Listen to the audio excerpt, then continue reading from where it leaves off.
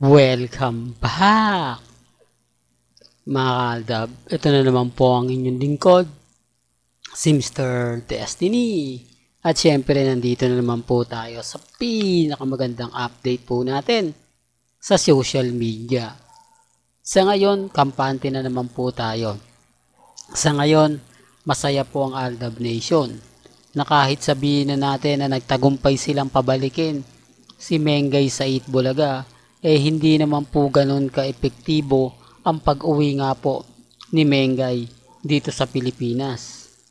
Siguro tama rin po yung mga nagko-komento sa atin na hindi naman talaga close sila Mengay at yung mga fans niya na nasa Broadway, nasa studio ng TV5 kung makapag-picture, di po ba? Hindi po sila nabibigyan ng update ni Maine Mendoza kung kailan siya uuwi ng Pilipinas at kung kailan sila aalis. Yan naman po kasi nakakatawa, no? Kung talagang number one fanatic po sila na sinasabi nila na hindi nila iniwan si Mengay, etc. etc. Hindi katulad daw ng Aldab Nation, inabando na ang Itbulaga. Bakit hindi po kaya sila nabibigyan ng update? Bakit po kaya hirap na hirap sila makakuha ng update? Gayong kung titignan mo naman at susuriin, ang dami nilang post na kasama nila si Mengay na pinapakita pa po sa akin at sinasampal pa po talaga sa atin. Kaya nga po ako nagtataka, pagdating sa pagbibigay ng update, mas lamang pa rin po ako. Hindi ko naman po madalas makita si Mengay o pumupunta sa studio ng TV5 para manood lang po. Pero sila nagagawa po nila. Pero bakit hirap na hirap sila? Ako, kung ganyang close kami ni Mengay, siyempre, matik na yan. Aalamin ko kung kailan ang dating niya, kung kailan siya po pwedeng abangan sa airport na ganito makita lang, di po ba masaya na kasi yung mga mamis, mga titas na gusto kang makita, di po ba si Mengay kasi hindi naman po madamo talaga yan, pero bakit hirap sila? Although yung Aldab Nation di talaga ni Mengay yan dahil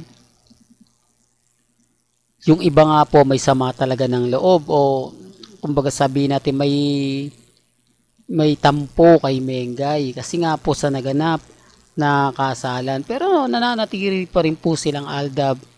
Pero sa ngayon, muna sila, silent Aldab lang. Pinapanood nila, nilalike nila yung mga video ng Aldab na naandyan pa rin. Sabi ko nga po sa inyo, kung ang pagbabasihan lang po, ang fandom, malakas pa rin po kami kasi nagtitrending po kami. Pero yung mga komento po, yung mga post, medyo sensitibo na po yung bagay na yan. Hindi na po sila magpo-post pa about kila Mengay, kay Alden kasi mababash lang po yung pamilya nila, di po ba? Gaya nga po ng kumbaga update natin yung isa na alam mo Mr. Destiny, yung mga mamis na nagpo-post, binabatikos minsan sila, lalo na po yung mga anak nila na kumbaga sinasabi nga po, bakit kailangan mong mag-post niyan ma? Nababash ka lang ng gusto. Huwag ka na mag-post about kila Mengay, huwag ka na mag-post about kay Alden kasi nababash ka lang na nasasaktan kami kung ano-ano yung mga sinasabi sa'yo. Kaya yung ibang mga mamis hindi na nga po talaga nagpo-post. Hindi po ba? Kaya nga po yung iba nagsasabi na Mr. Destiny, ikaw na lang naman na nagpo-post. Ikaw lang na naman yung nagbibigay ng mga update. Mali po kayo. Takot lang po kasi yung mga mamis na masaktan sila. Takot lang po yung mga Aldab Nation na ibas po sila ng gusto. Takutin sila kung ano-ano. Hindi po katulad ni Mr. Destiny. Ako, matatag ako Kumbaga, alam ko na paano i-handle yung mga sitwasyong init na po yung ulo ng mga ito. Kasi kahit pamilya mo, pupuntahan nila. Lahat ng mga kaibigan mo, iaano nila, nako itong matandang to, delulo talaga to. Wala nang Aldab, hindi pa kayo mabuhay, hindi pa kayo mag-move on. yung mga photos nyo, sintanda nyo na, 2024 na, nagpapaniwala pa rin pa kayo. Yun po yung pinupunto natin na masasakit at maanghang na salita. Pero relax lang eh. Kasi nandun yung point mga kaldab na tayo po naman yung wagi. Tayo yung panalo. Kasi kung pagbabasihan mo talaga yung mga kaganapan ni Alden Richards sa ibang bansa at yung mga kaganapan ni Mengay sa mga post niya, sapul na sapul, hindi po ba? Bakit lagi nakaterno po? Naka-black si Main, ganun din kay Alden. Tapos magpo-post si Mengay ng yellow, magpaparamdam naman ng yellow rin si Alden Richards sa pamamagitan ng damit niya. Ano to, nagkakataon lang o talagang sinasadya ng dalawa? Kaya nga sabi ko sa inyo, sino yung paniniwalaan po ninyo? Yung mga taong nagsasabing malapit sila kay Mengay, pero wala naman po silang post. Ngayon, anniversary ng ng McDo ni Mengay sa Bulacan. Puro post po yung mga army at main fanatics. Pinapansin po ba sila? Binibigyan po ba sila ng ganap? Binibigyan po ba sila ng update? Hindi po ba? Wala. Nga.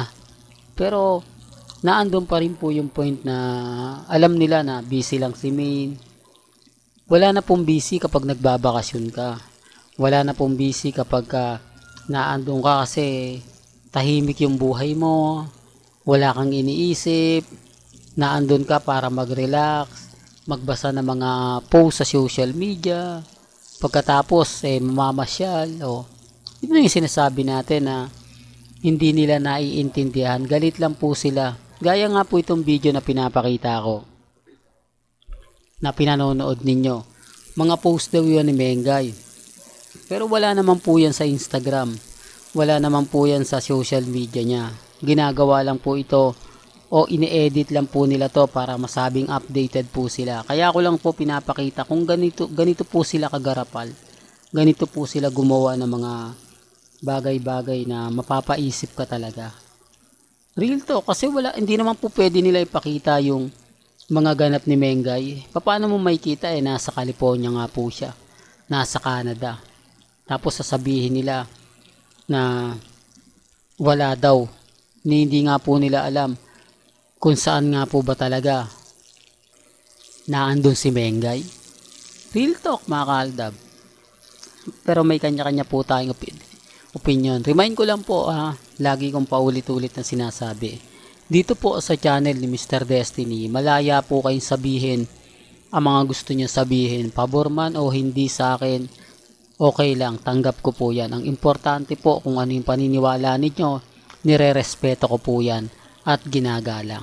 Hanggang dito na lang po ang ating latest updates. Kaya kung gusto niyo pa po ng pinaka-latest at sariwang update, abay tumutok lang po kayo dito po sa channel ni Mr. Destiny para updated po kayo sa mga latest at sa mga video po na ilalabas po natin maya-maya lang. Kaya kung bago ka lang sa channel na to at isa kang true-blooded Aldab Nation na nagmamahal kila Mengay at Isoy, tama po ang channel na pinuntahan mo. Kaya consider na po kitang bagong subscriber. At huwag mong kalimutang i-share ang mga video po natin sa mga mami, sa mga titas, at sa mga senyor. Hanggang sa muli, salamat po sa panonood at pakikinig.